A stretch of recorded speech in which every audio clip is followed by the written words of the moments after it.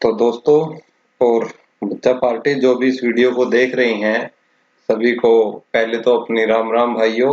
और अब हम स्टार्ट करेंगे हमारा जो नेक्स्ट जो वीडियो है अपनी। और इससे पहले हमने एप्लीकेशंस के बारे में हम क्या है पढ़ चुके हैं। जो डायमेंशन फार्मूला है, डायमेंशन फार्मूले की जो एप्लीकेशंस है उनके बारे में हम तीनों एप्लीकेशन के बारे में पढ़ चुके हैं। तो एक कंसेप्ट और बचता है, वो है आपका principal of homogeneity of dimensions. Principal of homogeneity of dimensions एक आर्टिकल हमारा ये बचता है, तो इसके बारे में हम यहाँ स्टडी करेंगे कि प्रिंसिपल ऑफ होमोजेनिटी होता क्या है। कि in a given physical relation the dimension of mass, length and time in all term of relations are always same. यानी किसी भी टर्म के रिलेशन में हो, आपकी मास की मास लेंथ जो टाइम है उनके हमेशा वो क्या रहेगी, आपकी सेम रहेगी किसी भी रिलेशन में। जैसे मैं एक एग्जांपल से आपको समझाता हूं। हमने मान लिया if x is equal to a plus b t plus a is equal to b t plus c t square, ये रिलेशन मान लिया हमने एक। और आपसे बोल दिया कि भाई आप इसके लिए ए बी सी के लिए डायमेंशन फाइंड आउट करो। ए बी सी के लिए क्या है, डायमेंशन फार्मूला फाइंड आउट करो। आपको ये क्वेश्चन बोल दिया गया। तो इसमें हम एक सिंपल कंसेप्ट लेके चलते हैं। जैसे हम पहले आपको बताते हैं उसको, कि जैसे हमने ये ले लिया कि भाई हमने जोड़ रहे हैं। जैसे हमने दो सेब लिए, हमने दो सेब, ठीक है। और अब कंसेप्ट ये लेके चलेंगे कि जब हम सेब में एक और जोड़ेंगे, लेकिन सेब में सेब जोड़ेंगे तब तीन बनेंगी। लेकिन हम यदि ये कंसेप्ट ले कि दो सेब प्लस एक अनार, तो क्या कंसेप्ट को हम बोल सकते हैं कि ये तीन सेब हुई? क्या हम इसको बोल सकते हैं ये तीन सेब हुई? नहीं बोल सकते ना। यही प्रिंसिपल ऑफ होमोजेनिटी है। यानी सेम क्वांटिटी के अंदर आपकी सेम क्वांटिटी जुड़ सकती है। सेम क्वांटिटी के अंदर आपकी सेम क्वांटिटी जुड़ सकती है। इसी को क्या बोलते हैं, प्रिंसिपल ऑफ होमोजेनिटी। इसी को क्या बोलते हैं, प्रिंसिपल ऑफ होमोजेनिटी बोलते हैं। यानी सेम क्वांटिटी के अंदर सेम क्वांटिटी का जुड़ना ही क्या बोला जाता है, प्रिंसिपल ऑफ होमोजेनिटी बोला जाता है। ठीक है। तो इसका मतलब देखिए, हमने x हमने क्या ले लिया, मान लिया x क्या है हमारी, कोई x को हम मीटर में लेके चल रहे हैं। यदि दिया गया है ये क्वेश्चन में where x is in metre. अब यदि x मीटर में है तो x क्या हुई, अपने आप बताओ x क्या हुई, लेंथ हुई। और t को भी बताया गया है क्वेश्चन में कि t इज इन सेकंड। और यदि t सेकंड में है तो t क्या हुआ, टाइम हुआ। तो यदि हम बात करते हैं, यदि x हमने ये लिया, ये x किस में है, आपका मीटर में है, तो a भी जरूर किस में होगा, मीटर में होगा। प्लस bt भी जरूर किस में होगा, मीटर में होगा। प्लस सी टी स्क्वायर ये भी जरूर किस में होगा, मीटर में होगा। तभी तो x की वैल्यू x, देखो सेब में सेब ऐड करना, यानी यहाँ पर क्या है, यदि x सेब है तो a भी सेब होंगी, bt भी सेब होगी, ct भी सेब, तभी तो सारी जुड़ के क्या है वो क्वांटिटी आएगी। x is equal to a plus b t plus c t square. यानी हम बोल सकते हैं, यदि हम बोल सकते हैं कि जो a का जो डायमेंशन फार्मूला है वो किसके बराबर हो जाएगा, x के डायमेंशन फार्मूले के। और x का डायमेंशन फार्मूला क्या हो जाएगा आपका, m0 l t0 होगा भी डायमेंशन फार्मूला, क्योंकि x क्या है, लेंथ है, जस्ट ओनली लेंथ। ओके, समझे या नहीं समझे। अब देखिए सेकंड bt का, तो हम क्या बोल सकते हैं कि जो bt है, मेरे प्रिय विद्यार्थियों, जो bt है वो आपकी भी x के ही बराबर होगी। सेब में सेब, सेब में सेब, सेब में अनार नहीं जोड़ना है भाई। अब क्या सर बोलेंगे कुछ तो, क्या सर आप सेब अनार, क्या हमारा दिल कर गया लॉकडाउन में सेब और अनार खाने का। भाई कोई बात नहीं, लाओ उनको धो अच्छे तरीके से और फिर उनको खाना। ऐसे मत खाना, कोरोना आ जाएगा। कोरोना आया तो अंदाजा लगा सकते हो आप क्या हाल होंगे।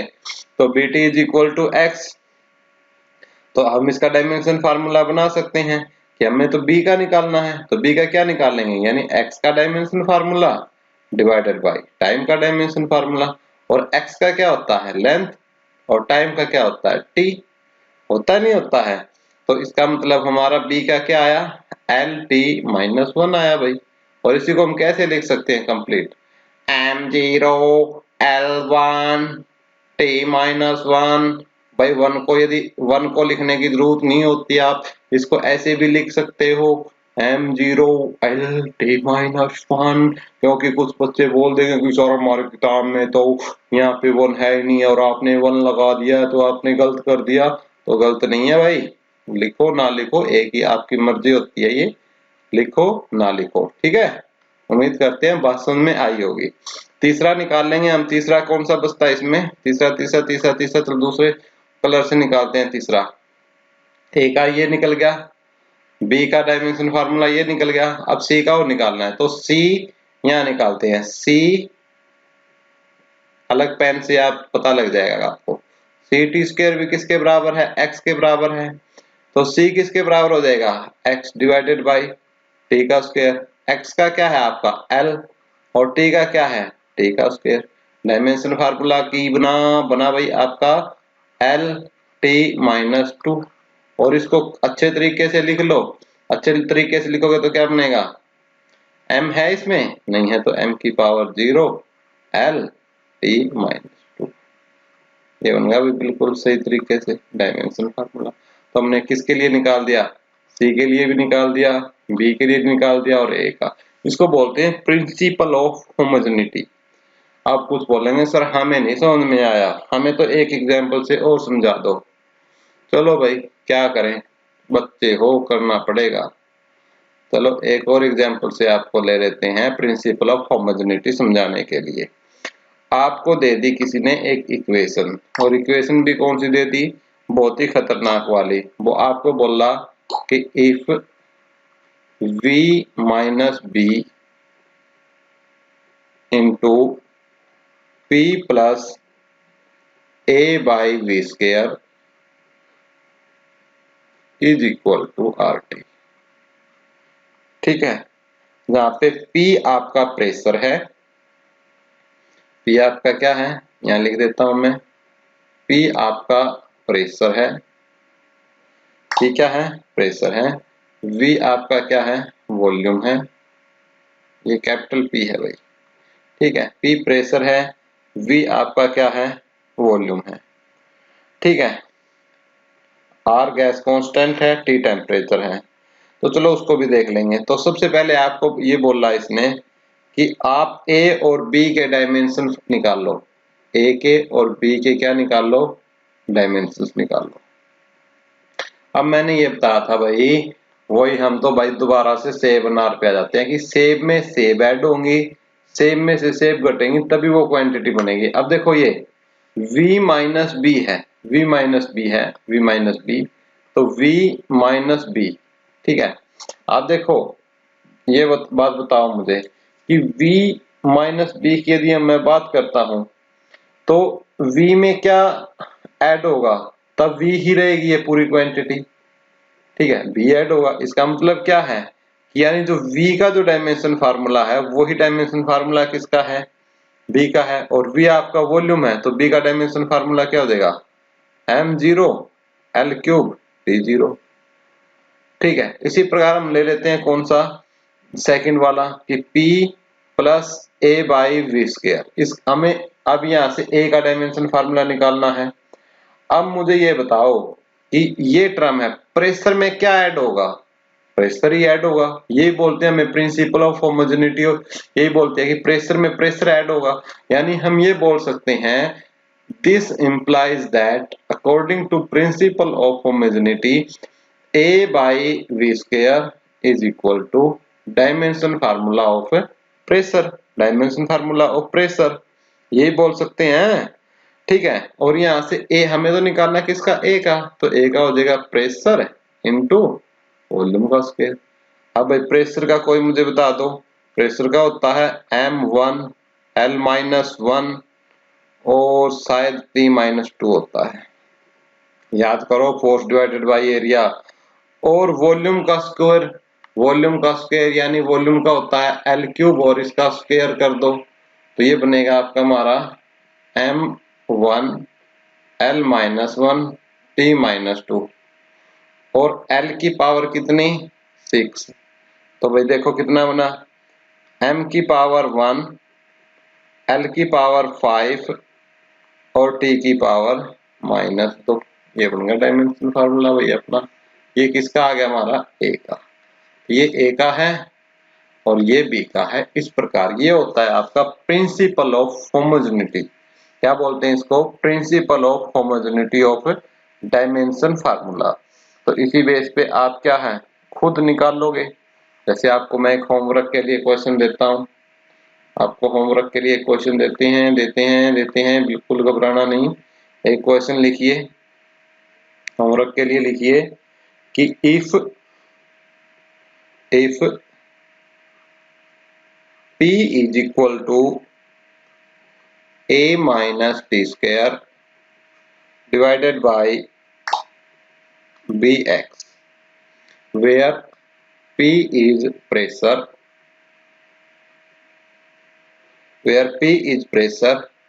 x is distance, t is time, t क्या है आपका टाइम है। तो find the dimension of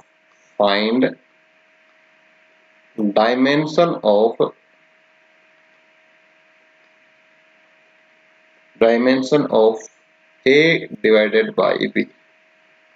a by b के जो डायमेंशन है वो आपको फाइंड आउट करना पड़ेगा। ठीक है, a बाई b का जो डायमेंशन है करना पड़ेगा। ठीक है, ये पहला क्वेश्चन है। एक क्वेश्चन और दे देते हैं। ठीक है, एक क्वेश्चन और लिखिए कि f is equal to a under root x plus b t square, where f is force. f क्या है आपका फोर्स है, x क्या है डिस्टेंस है, और t क्या है टाइम है। तो आपको a और b के डायमेंशन फार्मूले निकालने हैं, फिर a बाई b का डायमेंशन फार्मूले का रेशो निकालना है कि क्या आएगा। ठीक है, क्या आएगा वो निकालना है। ठीक है, तो ये था तो दोस्तों जो नेक्स्ट टॉपिक है हमारा वो है लिमिटेशंस ऑफ डायमेंशन फार्मूला, यानी लिमिटेशन हमारी बची हुई थी। तो लिमिटेशंस के बारे में हम स्टडी करेंगे। तो आप पॉज करके सारे आराम से लिख सकते हो डायमेंशन की जो क्या क्या लिमिटेशन है। बहुत ही अच्छे तरीके से मैंने इनको लिखा है आपके लिए, ताकि आप प्रॉपर तरीके से अपनी कॉपी में लिख सको। तो क्या क्या लिमिटेशंस है, जैसे पहली लिमिटेशन है कि this method does not give the value of dimensionless constant. जो डायमेंशनलेस कांस्टेंट होते हैं, जिनका कोई डायमेंशन फार्मूला नहीं होता है, उसकी किसी वैल्यू के बारे में इन्होंने नहीं बताया। जैसे एंगल है, एंगल का कोई एंगल आपका डायमेंशनलेस कांस्टेंट होता है, स्ट्रेन डायमेंशनलेस क्वांटिटी और फिजिकल क्वांटिटी होती है। तो उसके बारे में इन्होंने कुछ बताया नहीं कि उनकी वैल्यू क्या होगी क्या नहीं होगी। तो बड़े ध्यान से सुनिए इस पूरे लेक्चर को अंत तक, यदि अच्छी तरीके से आपको इसकी लिमिटेशंस को समझना है तो उनके बारे में भी ये नहीं बता पाया, जो कि इसकी एक बहुत बड़ी कमी थी। ठीक है, दूसरी बात, this method is applicable to drive the physical relations which are power function only. सिर्फ जिनकी पावर होती है ना, ठीक है, जिनकी पावर फंक्शन होती है उन्हीं को डिफाइन कर पाया। जैसे x की पावर 2 है, x की पावर 3 है, उनको तो इसने डिफाइन कर दिया। जैसे टाइम है, टाइम की पावर 1 है, 2 है, मास की पावर, उनको तो डिफाइन कर दिया। लेकिन कुछ मैथमेटिक्स के फंक्शन थे, जैसे ट्रिग्नोमेट्री होता है, लॉगरिथम होता है, आप पढ़ के आए हो क्लास 10th में। ठीक है, और 11th 12th में भी पढ़ोगे। तो उनके बारे में इन्होंने कुछ नहीं बताया कि भाई उनका कोई डायमेंशन फार्मूला होता भी है या नहीं होता है, बिल्कुल भी उसके बारे में इन्होंने कुछ एक्सप्लेन नहीं किया। तीसरी बात, यदि हम बात करते हैं कि this method is not applicable to drive physical relations which contain 2 और more terms in one side. यदि एक से ज्यादा, जैसे s is equal to u t plus half a t square है, इसके क्या है दो टर्म है इसमें। तो इस रिलेशन को क्या है हम डायमेंशन फार्मूले से नहीं निकाल सकते, जो कि इसकी एक बहुत बड़ी कमी थी। ये बता ही नहीं पाया, ठीक है, एक बहुत बड़ी कमी थी ये भी। ठीक है, कि दो या दो से ज्यादा टर्म्स होती थी तो उनको एक्सप्लेन ही नहीं कर पाया। ठीक है, नेक्स्ट जो हम फोर्थ की बात करते हैं कि this method is applicable to drive exact form of a relations which depends upon other three terms, जो अगले तीन टर्म्स पे डिपेंड करता है उन्हीं के बारे में एक्सप्लेन कर पाए। बाकी जो टर्म बच जाती है उनका तो ये ड्राइव कर नहीं पाया एग्जैक्ट अच्छे तरीके से। तो ये भी इसकी एक बहुत बड़ी क्या थी, कमी थी। नेक्स्ट है a single dimension formula can represent, हाँ ये बहुत बड़ी कमी थी कि एक एक डायमेंशन फार्मूला कईयों का होता था। जैसे आपने प्रेशर का पढ़ा, स्ट्रेस का पढ़ा, दोनों का सेम है, लेकिन भाई दोनों होती क्वांटिटी अलग है, स्ट्रेस अलग होती है, प्रेशर अलग होती है, डायमेंशन फार्मूला दोनों का सेम है। ठीक है, वर्क की फॉर्म है, एनर्जी फॉर्म है, काइनेटिक एनर्जी है, पोटेंशियल एनर्जी है, डेफिनेशंस अलग अलग होती हैं। ठीक है, लेकिन उनका डायमेंशन फार्मूला एक होता है, टॉर्क का भी वही होता है जो एनर्जी का होता है। तो ये बड़ी उलझन वाली बात थी जो कि जो डायमेंशन फार्मूले है इसको इस बात को नहीं समझा पाए कि एक डायमेंशन फार्मूले यदि लिख दिया हमारे को किसी ने ये लिख दिया कि ये डायमेंशन फार्मूला है, बताओ ये किसका है, तो हम नहीं बता सकते। वर्क का बता दिया लेकिन सामने वाले ने बोल दिया नहीं वर्क का नहीं है भाई, ये तो आपका पोटेंशियल एनर्जी का है। ठीक है, तो वो भी मानना पड़ेगा। और यदि किसी ने सामने वाले ने बोल दिया नहीं भाई, किसी एक बच्चे ने बोला नहीं सर ये तो टॉर्क का है, तो वो भी हमें मानना पड़ेगा क्योंकि सही है भाई। तो ये कुछ कमियां हैं इसके अंदर जो एक्सप्लेन डायमेंशन फार्मूले नहीं कर पाई, इन्हीं को बोलते हैं हम लिमिटेशंस ऑफ डायमेंशन एनालिसिस या ड्रॉबैक या शॉर्टकमिंग या कमियां हिंदी में। ठीक है, नेक्स्ट है all constant occurring in physical relation. हाँ अब देखो यहां बोला कि जितने भी कांस्टेंट होते हैं सभी के सभी क्या होते हैं, डायमेंशनलेस होते हैं, ना उनको एक्सप्लेन कर पाया, ये भी बात बोल दी। लेकिन सारे डायमेंशन फार्मूले हैं वो आपके क्या होते हैं, वो जरूरी नहीं कि वो आपके डायमेंशन लेस हो। छोटा सा एग्जांपल ले लीजिएगा, मैंने आपको एक्सप्लेन किया था आपको यूनिवर्सल ग्रेविटेशनल कांस्टेंट जी का डायमेंशन फार्मूला, हालांकि उसका हमने बताया। ठीक है, और इसी प्रकार कोफिशिएंट ऑफ इलास्टिसिटी का हमने आपको बताया। ठीक है, ये सारे कांस्टेंट है, इसके बावजूद भी इनके डायमेंशन फार्मूले होते हैं, उस चीज को ये एक्सप्लेन नहीं कर पाई ये चीज। ठीक है, जो कि इसकी एक और ड्रॉबैक थी। ठीक है, एक और सुनिए, this method gives no information whether a physical quantity is a scalar और ए वेक्टर। ना इसने ये बताया कि कोई क्वांटिटी स्केलर है या आपकी क्या है, वेक्टर है। ठीक है, इन चीजों के बारे में नहीं बता पाया। ठीक है, अब जैसे इसकी हम छोटी, ये आप सारी बातें नोट कर लीजिएगा, तो एक दोबारा से हम इसको फटाफट से रिवाइज करवाते हैं आपको कि क्या क्या ये चीजें नहीं बता पाया।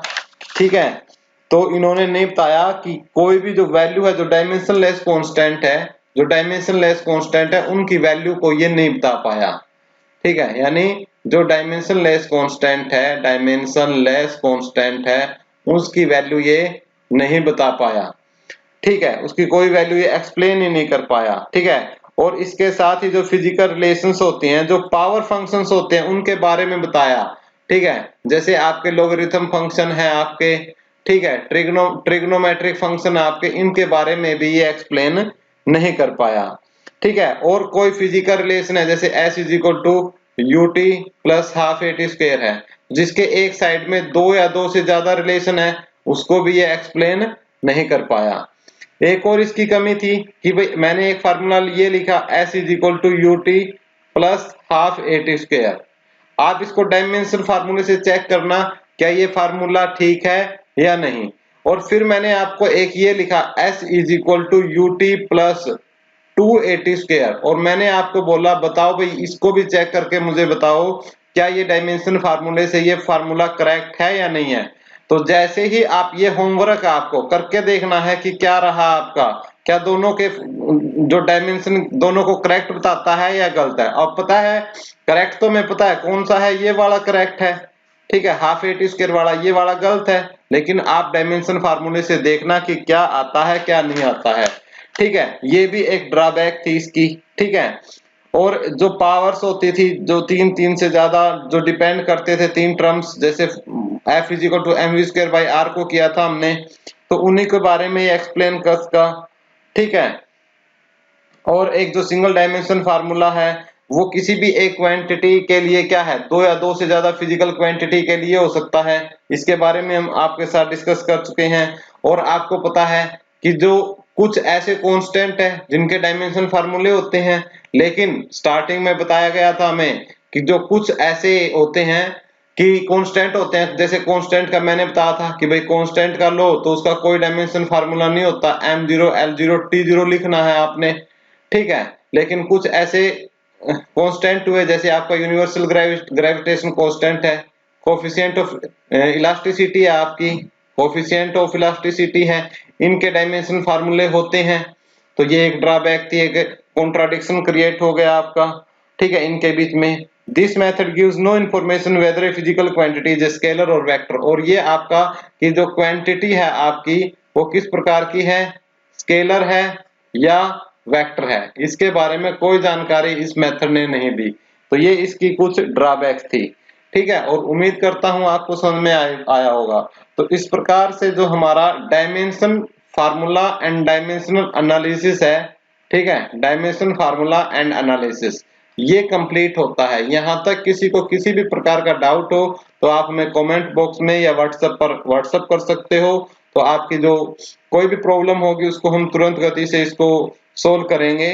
तो आप, एक और रिक्वेस्ट है कि भाई आप हमारे इन वीडियोस को अपने फ्रेंड सर्कल में, आप जो ऐसे विद्यार्थी हैं जो स्कूल, वैसे तो स्कूल में जाए लेकिन इनको सामग्री भी नहीं मिल रही प्रॉपर, तो आप उन बच्चों के साथ हमारी ये वीडियो शेयर कीजिएगा जो कहीं कोचिंग नहीं ले सकते, ट्यूशन नहीं ले सकते। हम यहाँ पर आपको क्लास 9 से लेकर 12 तक का सभी का जो मटेरियल है वो हम यहाँ प्रोवाइड करेंगे। ओके दोस्तों।